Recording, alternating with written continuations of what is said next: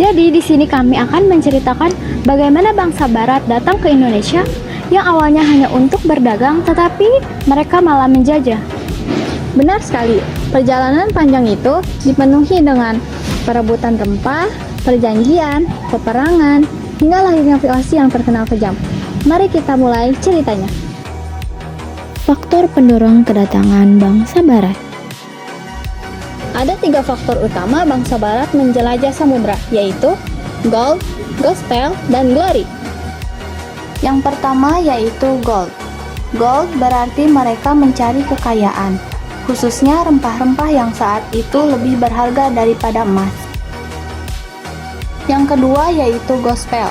Gospel yaitu menyebarkan agama Nasrani. Dan yang ketiga yaitu glory. Glory, semangat kejayaan bangsa lewat penaklukan wilayah baru. Selain itu, jatuhnya Konstantinopel pada tahun 1453 membuat jalur dagang Eropa dan Asia terputus. Karena itulah bangsa Barat mencari jalur baru lewat laut. Kedatangan Portugis dan Spanyol. Portugis jadi yang pertama.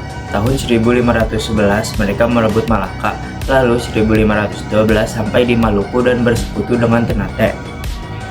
Tapi kekuasaan mereka berakhir saat Sultan Abdullah berhasil mengusir Portugis tahun 1575. Bahkan pada 1605 Belanda mengusir Portugis dari Maluku. Spanyol juga sempat datang ke Tidore tahun 1521. Namun karena bentrok dengan Portugis, dibuatlah perjanjian Saragossa tahun 1529. Spanyol pindah ke Filipina, Portugis tetap di Maluku. Kedatangan Belanda dan lahirnya VOC. Awalnya Belanda masih dijajah Spanyol, tapi setelah merdeka tahun 1581, mereka mencari jalan sendiri ke Asia. Lalu, pada 1602, Belanda mendirikan VOC. VOC adalah singkatan dari Verenigde Oostindische Compagnie. VOC ini adalah persekutuan dagang asal Belanda yang memiliki aktivitas perdagangan di Asia. VOC diberi hak istimewa, boleh mencetak uang, membuat perjanjian, bahkan berperang. VOC dan kejamnya kekuasaan. VOC menjalankan monopoli perdagangan rempah. Mereka menerapkan kontingenten, yaitu pajak hasil bumi, dan perfect leverante, yaitu penyerahan wajib. Tokoh paling terkenal adalah Jan Peter Zonkyon. Tahun 1619, ia merebut Jayakarta lalu mengubahnya menjadi Batavia. Di Banda Kyon melakukan pembantaian demi monopoli pala. Jatuhnya VOC. Kejatuhannya VOC, namun korupsi dan keserakahan membuat VOC bangkrut. Pada tahun 1799, VOC resmi dibubarkan, semua wilayahnya diambil alih oleh pemerintah Belanda. Masa Daendels dan Inggris. Pada tahun 1811, Daendels digantikan dengan Janssens, tapi Inggris menyerang Jawa dan lahirnya Perjanjian Tuntang.